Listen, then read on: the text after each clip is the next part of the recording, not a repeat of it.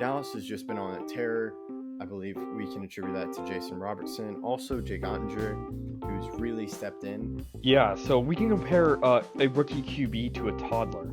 Hayward's absence for this game will be significant, and I wouldn't be surprised if this game turns into a blowout as of late. The Golden Knights just can't pull it. I really think the Avalanche are determined this year. They made so many moves and grabbed so many guys that they have to win a championship or at least make the finals. They were on our championship and bust.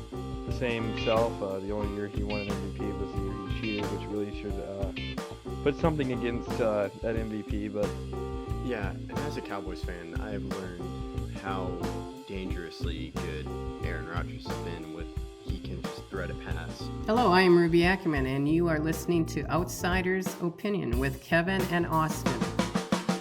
What's up, y'all? Welcome to our NFL Opinions of the Week. Now, Austin, the head coaches have been signed and 10 openings are now 10 new coaches in this league, and very shocking hires near the end of this cycle.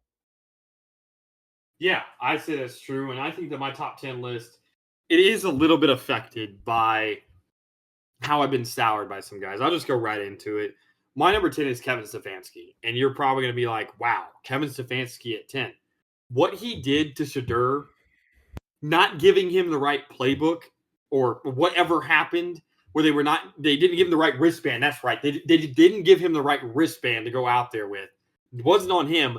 Stefanski wanted him to fail. They didn't want to try out Shedeur. I don't think he was supportive of his guys. And I just don't like coaches like that. I don't think coaches like that pick favorites are going to have much success in this league because you're not guaranteed to get all the guys you want. You're not also the GM. And if you're going to have an issue with every player that you don't want to have on your roster, I think it's going to make it really hard for the Falcons to return. Now, he is on one of the better teams, but this is just ranking the higher. It's not necessarily how they're going to do next season. So I think that Stefanski's Falcons tenure will not be as fruitful as many would have hoped.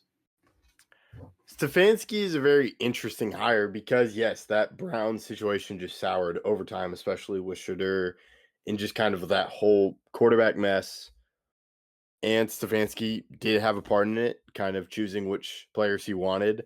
Didn't like Mayfield, didn't like Shedeur. Ended up with Watson that didn't really work. I am curious, and that's why I have it higher, because I do think he has a good offensive mind, and I wonder what does he look like in a change of scenery where the Falcons are doing a new front office change with Matt Ryan becoming president of the Falcons.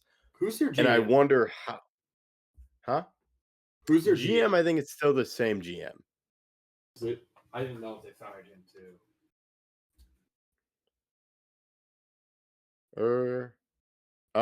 No, they did. Yeah, Ian Cunningham. I thought they fired him. Yeah. Okay. Yeah. So yeah, they did kind of clean house, and now they're doing this. So I wonder, what does Stefanski do as part of the Falcons? But it is fair to have him this. So I think outside of a couple, I think you could argue a lot of them were not great hires. For me, my 10 is Todd Monken. Or what? Yeah, I have Monken pretty low, but I just want to say one quick thing about Stefanski is that I think he was more of there's a lot of bad situations where coaches get fired, like Brian Ball, but I don't feel the ball was as much as a problem as it was other pieces. I feel like Stefanski was part of the root of the issue. Yes, I think he was part of the issue. So he does have to change how people view him, given what is he going to be okay with people disagreeing with him, with the players that that you sign or draft? I think the problem with the Browns were doing is there's a drastic difference in changes or in roster construction of views of players, because I do think he can encounter challenges, but I don't know exactly what the Dylan Gabriel and Shedeur pick who chose them, because one could have been the owner GM side and kind of made it not a discussion, which I can see someone getting upset at. Doesn't say what Stefanski did to Shedeur is right at all, but I do think this is going to be more of a what a connected front office to the coaching staff because I think Matt Ryan has the same idea with Stefanski and kind of what he wants from Stefanski. So I do think Ryan has a good vision, and that would should help Stefanski do well. Okay. So you can go into your 10, which is Monken. My Ted is Todd Monken, and Monken to me is he. I want to say he was fired as offensive coordinator, right? Yeah, but I think that was kind of like a sweeping changes of the entirety of the system, right? Like, wasn't that just everyone's gone now? Uh I thought it wasn't, or am Oh I no, thinking he of? signed an extension last year. He must have been fired at some point, but I think that it was more of a they fired Harbaugh, so they got rid of him. Yeah, I just think to me there are a lot of issues with his offense, and that was kind of the big discussion, and just kind of the wild ride that the Browns were. Kind of in that hiring process because it looked like they wanted Jim Schwartz to still be DC, and that's why they hired Monken. So because he agreed to keep Schwartz as DC, but then Schwartz retired or didn't want to work for the Browns. So to me, this was a mess, and I'm not sure really how he's going to help that offense because there were a lot of questions revolving around his offense with the Ravens. Yeah, I went with a different guy. It's Jesse Minter. You want first time head coaches at any level scare me a little bit, but usually if they're on a bad team, I think it's easier for me to see it because there's going to be some growth from not only the players that are trying to get better in their draft picks and the players you sign, but also the coach. But if you put him into a situation where you already have Lamar, a multi-time MVP winner, you have Derrick Henry, a guy who could have won an MVP himself when he rushed for 2,000 yards, and now you have a head coach that has coached one game, and it was with Michigan after one of the scandals. He's been a decent D coordinator, and he's been a D coordinator when Michigan was really good. But I think that was more the recruits than it was him. And for the Chargers, he's been good, but not great. I just think he's followed Harbaugh, and now he has to go into a situation where they're expected to win within the next 4 years. When you say 4 years a fair assumption for Yes. yeah. And he's never coached before. He's coached one game as a head coach at Michigan during when Harbaugh was suspended for a game. That is his only time ever being a head coach at any level. He was a defensive intern at Notre Dame, then a grad assistant in Cincinnati, then a linebackers coach and D coordinator at Indiana State, then a D coordinator at Georgia State, then defensive assistant defensive backs coach and the defensive backs coach at the Ravens, and then Vandy defensive coordinator, Michigan defensive coordinator, Chargers defensive coordinator. Now he's a head coach. And like I said, if this was the Raiders, I wouldn't hate it as much as I do for it being the Ravens. I just think for this situation, this is not a good hire.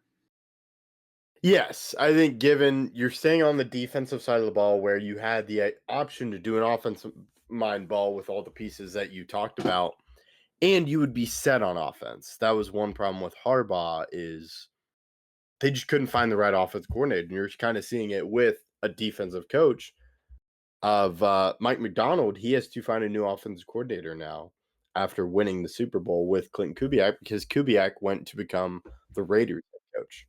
True, but I'm sure the Ravens will live with that if they win a Super Bowl, right? Yeah, It's a little bit of a different. but the Seahawks is the best example, but if you even look at the Buccaneers where you make the playoffs, you lose your offensive coordinator and then you have to find Yeah, another offensive coordinator. I think it's a more equated example.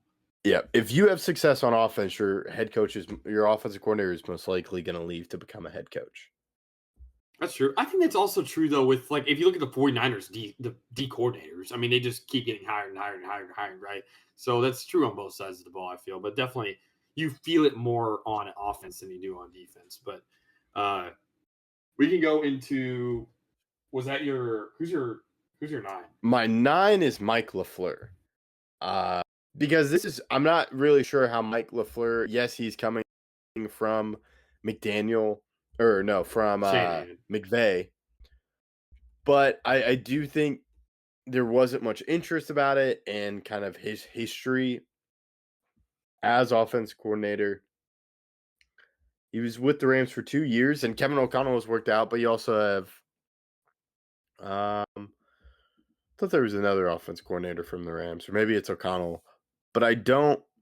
It just seems very unclear about what he will do on offense, and just kind of that playing with the Cardinals as they're starting to just cycle through coaches. I have for a little bit higher, and I think that's because of the McVay Shanahan kind of lineage and the trust I have kind of in that lineage. We'll obviously have to see how that works out, but I have Monken at my 8. A lot of the same reasons you do. Why he wasn't that great of an offensive coordinator with the Ravens, and now the Browns. I think the Browns are the type of team that could have used a defensive head coach, but now they're just in a situation where it's just a mess. All right, yeah, and yeah, I think the Browns should have gone more out of the box, and Monken's. I don't think that you think fits the idea of out of the box. It's just a Yeah. wacky hire. My 8 is Jeff Hafley. Yes, he did help the Green Bay Packers defense, and he does have head coaching experience in college, but I do think there's going to be some adjustment from him from college to the NFL as the head coach. He did get some experience with the Packers, but that was only 2 years. And during his time at Boston College, he only really had 3 seasons, and they had a 22 to 26 overall record and 3 bowl Yeah, game but they invitation. made a bowl game, and that's pretty impressive for the situation that the Boston College has been in. He's a little bit higher. He's not crazy high though. Who's your 7? My 7 is Minter. I think a lot of the bottom is, I think you could argue Minter to me did well defensively for the Chargers, but it's similar to Hafley where he's coming from college, yet Hafley has head coaching experience. I think Minter is going to provide a great defensive side of the ball for the Ravens, and the offense will kind of work on itself, but he is low because of the issue we were talking about with not going on the offensive side of the ball for Baltimore. Yeah. My next guy, my 7 is Joe Brady. I think him being a part of that LSU team as a passing game coordinator and one of the coaches there is kind of carrying him. I don't understand why you fire Sean McDermott and then keep Joe Brady. I don't think that really makes much sense to me. I think this is more just to keep. I do think that keeping consistency around a star player is good, but I don't know if this is necessarily the best move. Yeah, I'm in complete agreement with you. Joe Brady is my 6 because he has worked with Buffalo offensively. It is going to be a question to see how he does that handling everything the head coach handles. But he immediately after the LSU win with a stacked offensive roster of Joe Burrow, Justin Jefferson, and Jamar Chase, he went to the Panthers and it was bad. And he Yep. ended up getting fired from there. And then he winds up in their great offensive staff with James Cook and Josh Allen.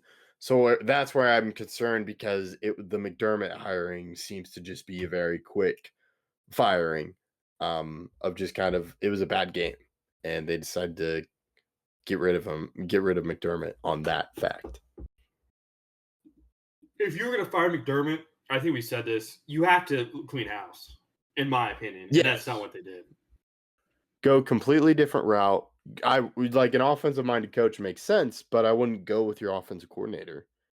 This doesn't count as an offensive minded coach because he was already there. This is just your offensive coordinator just being a head coach. Yep, that's fair. I'll go into my Right, 6. My 6 yeah. is Jeff Hafley. I have a little bit higher than you because I think that what he did at Boston College was impressive to me because it's Boston College. I do have a little bit of concerns though. He wasn't with the Packers for all that long, and Miami is going to be an interesting spot. They do have a good defense in Miami though, and I expect them to be decent. I think 7, 8, 9, 10 are what I would consider like bad, or probably like D grade or lower hires. I'd say Hafley's like a C grade for me. he's okay. Yeah. Yeah, I agree. C grade. But you will have to see. I think the bottom half is pretty bad. But I think once you get to 5, it's solid hires, and that's where I have Clint Kubiak as my 5.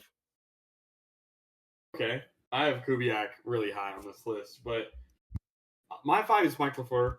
I trust the system. I have to just trust the system. I like the hire because of the people who come before him. And yes, it's not necessarily always how you should go about it, but I trust the names that have come out of that, and I trust that he'll be able to figure it out.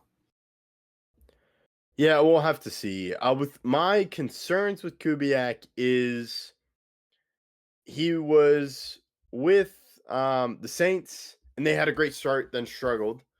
Well, that And was then he more because goes, of injuries, though. That's it was everybody got hurt. I mean, their entire O line was basically backups by the third game. yes, and maybe he learned from that year, but I do have some concerns of just kind of maybe it's a one-hit wonder with what he did because he wasn't really. I think he may have also been the Minnesota Vikings offensive coordinator, Yes, in and 2021. so that's where I kind of have some concerns about just kind of what he did as offense coordinator. I think he's been very impressive as an OC. And most of the years that I mean, he's built on the run. I mean, they run the ball more than anybody in Seattle last year, and they also did that. That's why whenever the Saints, I mean, Kamara got hurt and their line got hurt, I mean, you can't run the ball anymore, and that's a big problem. Not to mention that Rashid Shaheed, who is a big part of his Seattle offense, got hurt towards ACL last year. So I don't think it's necessarily apples to apples comparing those two situations. Who is your? Or I'll go into my. Wait, I would say my 5. Was that your 4, or is that your 5? I thought that was Clint Kubiak was my 5. Who's your 5? I was that Halfley. LaFleur. LaFleur. Oh, LaFleur. Yep, got it. My 4 is Mike McCarthy. Yes, it was a safe route taken by Pittsburgh, but I do think McCarthy is the right guy to maintain a playoff contending team. Like he can get you to the playoffs, and he can work with an offense, and work with the quarterback and develop a quarterback. I think he has made Dak into who he is. Even though Dak was late in his career, I think McCarthy can provide guidance for a young quarterback that the Steelers choose to bring in. Yeah, this is kind of a stopgap hire. I agree with you. I have him at 4 for a lot of the same reasons. He's decent. I don't think he'll be outstanding, but he also has proven that he can lead teams to the playoffs. So I wouldn't be shocked if he was able to do that. So now that goes to my 3, where he is your 10. And I understand it. Kevin Stefanski. He got the edge over McCarthy for me because there's some Stefanski is a young offensive mind, and I don't think he's stale offensively as McCarthy. McCarthy does a good job offensively, but I think Stefanski has a great idea with the run game and pairing it, and has the ideas. He comes from the right system for that, but he does have that reputation that we talked about when you mentioned him in your list, and it's going to be difficult, but I believe him more in an X's and O's guy and current time head coach than McCarthy. Yeah, I just think McCarthy is less problematic. There's not going to be any big issues in the locker room. And I do think that's important, especially if you draft a QB. It is. So I can understand that, but I do think there's also kind of how high does this hiring take you? And I think with Stefanski, the Falcons could get to a playoff team with that offense. I think you do with McCarthy too, though. I mean, this division is so bad right now, especially if the injuries continue to follow the Bengals. Yeah, we'll have to see. Who's your 3? My 3 is John Harbaugh. Harbaugh was Okay. Interesting coach during his last couple years in the Ravens, but he has led a team to a Super Bowl, back-to-back Super Bowl winners. That does mean something. I do think that the Giants place for him to.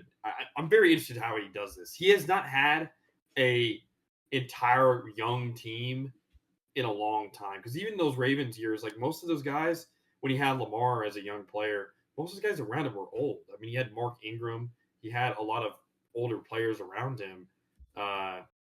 Now his entire team is basically young. He has Malik Neighbors. He has Bill Carter. He has all these guys around him that are young. Obviously, Jackson Dart, Cam Scatterbo, but I don't know. I'm a little wary. I don't know. I'm not against it, obviously, but I'm not 100% sold.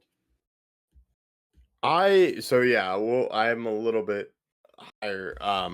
My two, or yeah, who's your two?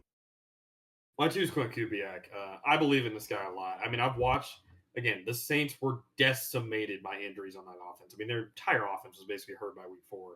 And that's why I think they kind of fell for the wayside. And again, that year that he played, or that he was an offensive coordinator for the Vikings, they scored 25 points per game, and Kirk Cousins had 33 touchdowns and 7 picks, with Adam Thielen having 10 touchdowns and Jefferson having 10 touchdowns. And he has experience with young players and them having success. I think the run game with Genty will be extremely good as long as they can pick up a couple linemen either in the draft or in free agency. And I expect Kubiak to kind of be a good person to help young players improve. Who's your one? My two is Robert Saleh for the Tennessee Titans. I think Saleh didn't have the right quarterback at the Jets, and it was kind of problematic with Rodgers. And I do think he took a lot of lessons from his time as a first-time head coach in New York, and it was a difficult place. So to me, defensively, I think he's going to do great with the Titans and that defensive line, really build that. And he's choosing Brian DeBall to be his OC, and I think that's a great getting an experienced offensive coordinator for him is good, and a guy that may not get too many head coaching offers in the first few years as he develops that offense. I think Saleh really took a lot of time to understand what makes the Niners do well when he was with them again after being a head coach. Yeah.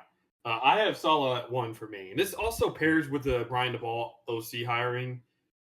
I'm sold on this team. Not to say something too quickly, but I think that I may have them sniffing playoffs. Like I really believe in this roster. I believe in Cam Ward fully. I like their young guys on offense. Sure, their own line still needs to improve greatly. Their defense, though, I'm sold as well. They do need to add some in the secondary. They do need to add some linebackers, but their D line is still elite, and I'm excited to see how this team plays. So I can understand that. My one is Harbaugh because he's done it at a high level of getting teams consistently to the playoffs. Yes, he hasn't won the Super Bowl in a long time, but he does have that ring. However, if I'm the Giants, Harbaugh to me is going to get them back to a competitive team. He's going to bring a level of expectations and what they can do in a season. I am concerned, though. I'm not super high on this hire, but I do think it was the best one given just how experienced he is. Because Harbaugh chose Matt Nagy to be his offensive coordinator. And I think Nagy's offensively did not do well with the Chiefs. And I would have liked it if Harbaugh went a young, inexperienced OC with him versus an experienced OC whose offense may no longer work in the NFL. So, but from a culture standpoint and competition standpoint, I think Harbaugh is going to do a great job building the Giants back into a competitive team and a team not always picking in the top 5. Yeah, I get that. I'm just a little bit, because of how these last couple of years went, I'm a little bit concerned. And that's fair. But I do think he is a guy that has those expectations because he always has his teams competing no matter what. Yeah, that's a good point. So let us know your thoughts in the comments about which coaches you think should be where in our list. We appreciate you listening to Outsiders Opinions.